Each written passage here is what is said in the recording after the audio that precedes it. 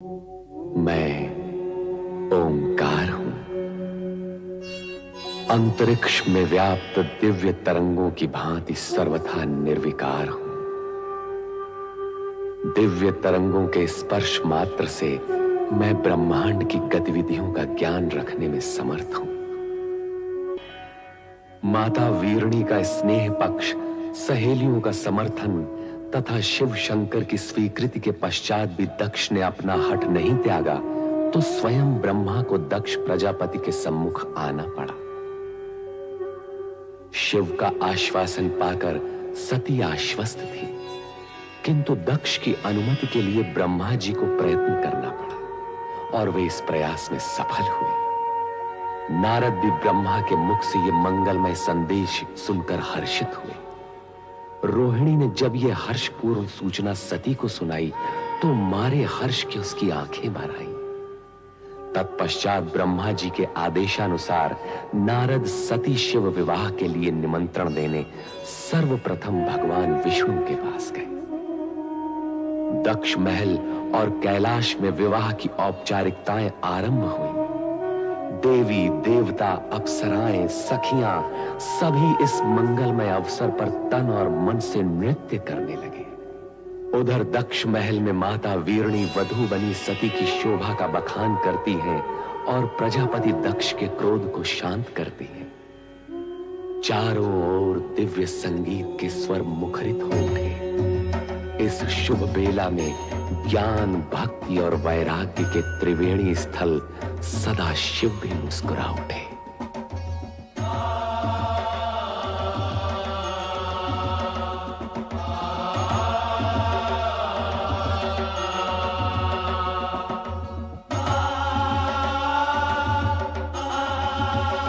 नारायण नारायण। हे त्रिपुरारी, वर वेश में तो आप इतने मोहक लग रहे हैं कि भ्राता दक्ष की अन्य कन्याओं को देवी सती के भाग्य से ईर्ष्या होने लगेगी। दक्ष प्रजापति के भ्राता होने के नाते आपको उनके अन्य कन्याओं की चिंता भी अधिक रहती है। नारायण नारायण। वो क्या है प्रभु, मैं और परमपिता ब्रह्मा वर और वधू दोनों ही पक्षों से संबंधित हैं। इसीलिए एक पांव यहां और एक पांव वहां।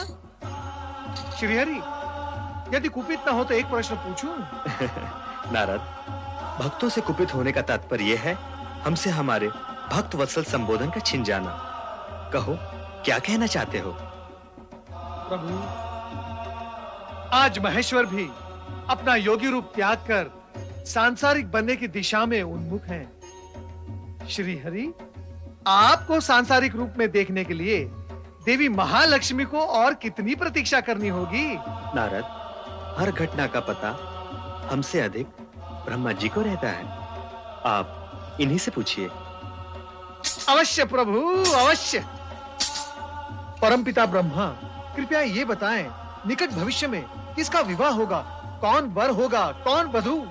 पुत्र नारद, जो हो रहा है उसे देखो और आनंदित रहो। तुम भविष्य की चिंता में उलझकर इस सत्य और सुंदर वर्तमान के सुखद क्षणों को मत गंवाओ। किंतु पिताश्री। पुत्र, भावी घटना के विषय में किसी को बताना विधि के विधान के विरुद्ध है। उचित है पिताश्री। नारद, कदाचित आपको यह ज्ञात नहीं कि किसी के विवाह पर किसी अन्य विवाह की चर्चा करना नीति के विरुद्ध है। श्री हरि, इस अज्ञानी को क्षमा करें। नारायण नारायण। पुत्र नारद, बारात से पहले हमारा दक्ष महल पहुंचना आवश्यक है। जामाता के नाते आज हमें शिव शंकर का स्वागत करने का पुण्य अवसर भी प्राप्त हो। जो आपकी आज्ञा पिताश्री।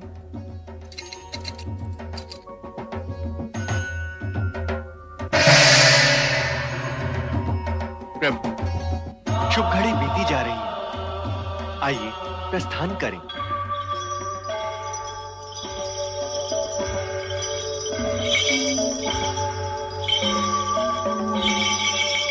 जय शिव शंभू।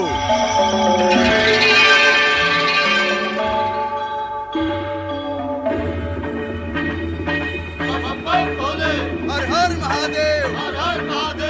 हर हर महादेव, हर हर महादेव, बम बम भोले, बम बम भोले, बम बम भोले, बम बम भोले, हर हर महादेव, हर हर महादेव, हर हर महादेव, बम बम भोले, हर हर महादेव, हर हर महादेव, हर हर महादेव। बधाई हो महाराज दक्ष प्रजापति, पुत्री सती के वधू बनने की आपको बहुत बहुत बधाई हो। आज राजा दक्ष का वो स्वप्न पूरा हुआ है जो किसी कन्या के जन्म के साथ माता पिता के लाइनों में जन्म लेता है। महाराज जी ने अपनी कन्या के लिए वर चुना भी तो कैसा, जिसका तीनों लोकों में कोई पर्याय नहीं। अति सुंदर, मनहर, निर्मल, निश्चल, भोले शंकर।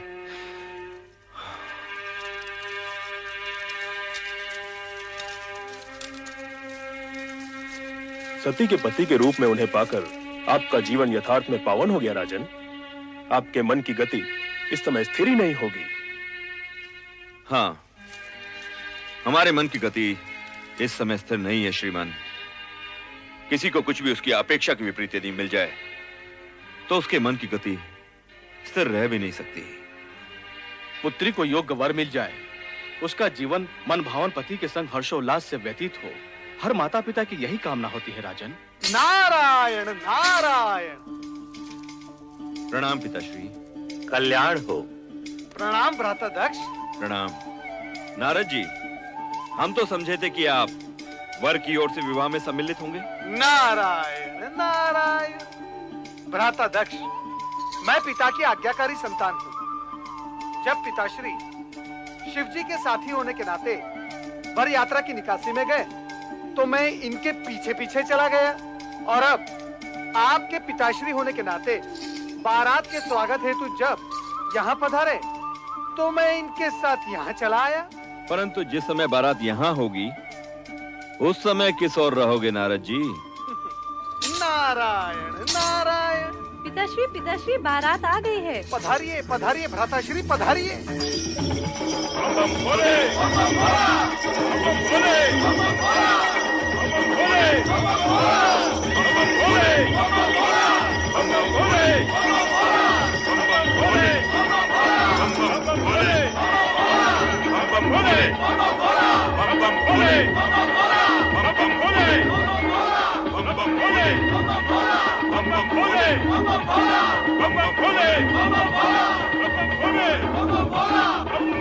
क्या ये वही शिव है जो पवित्र माए नंग धड़ंग बागंबर पर बैठा कैलाश पर योग साधता रहता है? अरे तो किसी राजकुमार जैसा प्रतीत हो रहा है। ये सब कैसे हो गया? अवगढ़ शिव और राजकुमार। नारायण नारायण। भ्राताश्री किस सोच में पड़ गए? अभी तो आपने प्रभु का वो रूप देखा ही नहीं जिसके दर्शन पाकर आप धन्य हो जाओगे। नारायण नारायण।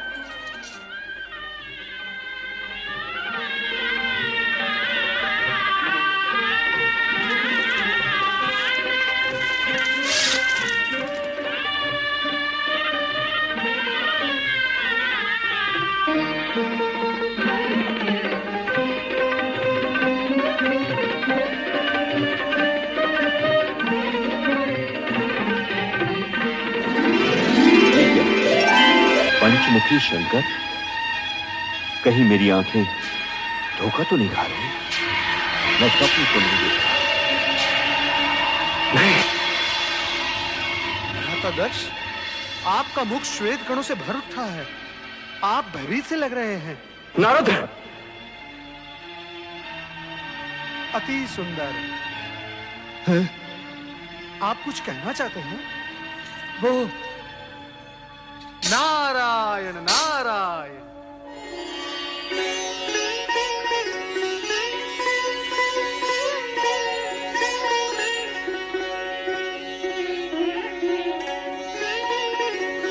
नारद हो। नारायण नारायण। शिव लीला के चमत्कारों से भयभीत होने की कोई आवश्यकता नहीं भ्राता दक्ष। आपके जमाता शिव ही नहीं, सत्य और सुंदर भी है, और इसी सगुण रूप में वो दर्शन देते रहेंगे।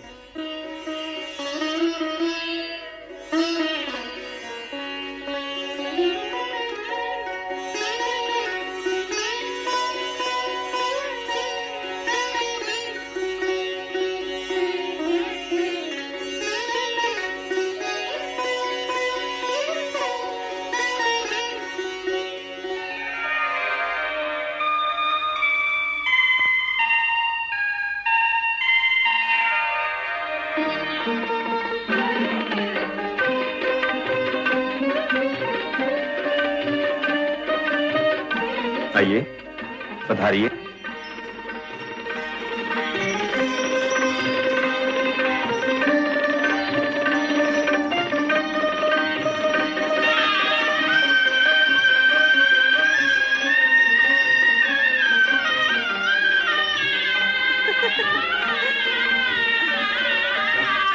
सती सती सती बारात आ गई है।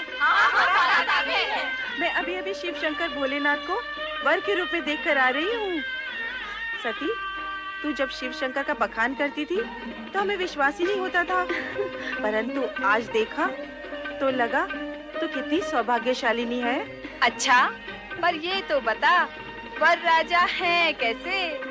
उनके रूप स्वरूप का वर्णन शब्दों में करना अत्यंत कठिन है, पर जो देखा सो ये कि जिन्होंने हमारी भुवन मोहिनी सती का चित चुराया है वो कर्पूर गौरवर्णीय हैं। ऐसे विशाल सरस नेत्रों वाले हैं कि जिसमें संसार भर का प्रेम और करुणा निहित है। उनकी मंद मंद स्मित पल्लवित पुष्पों के समान सुवासित है और उनका संपूर्ण अस्तित्व हमारी प्रिय सती का वरण करने को आतुर है।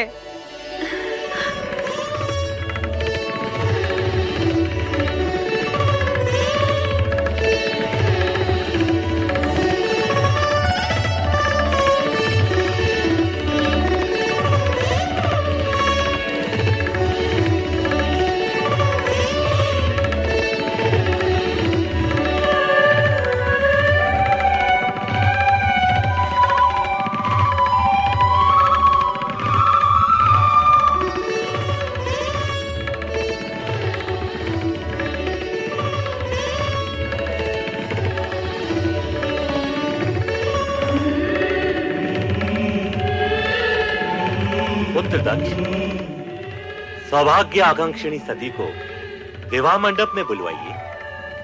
जो आज्ञा पिताश्री। महारानी।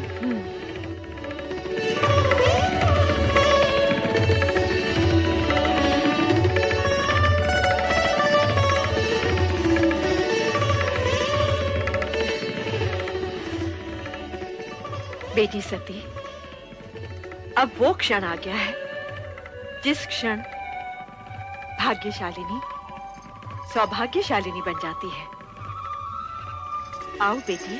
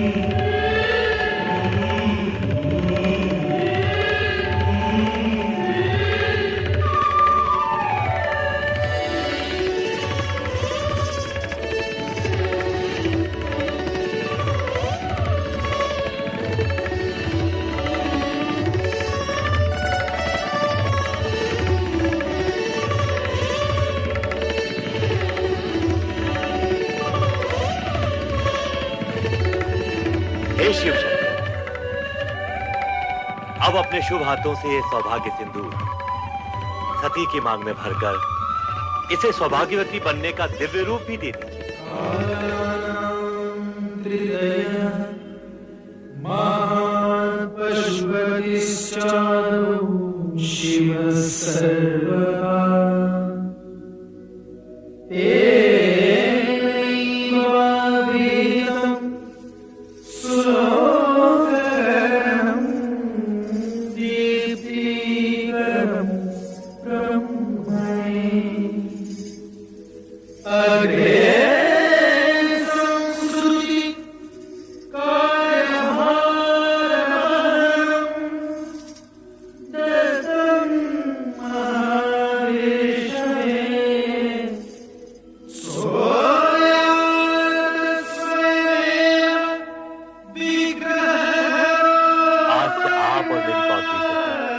पति पत्नी हुए।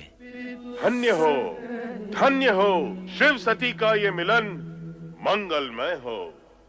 बोलो शिव सती की जय, शिव सती की जय, शिव सती की जय।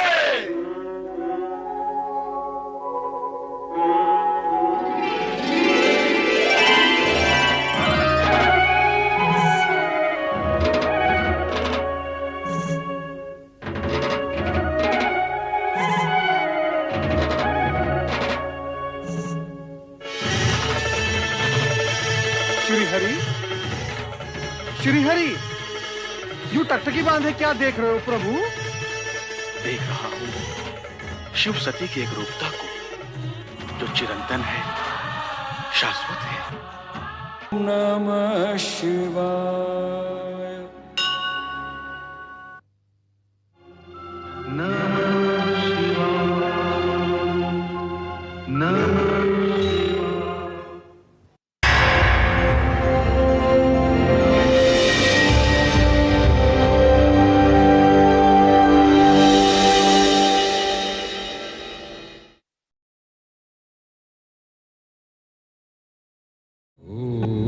नमः शिवाय।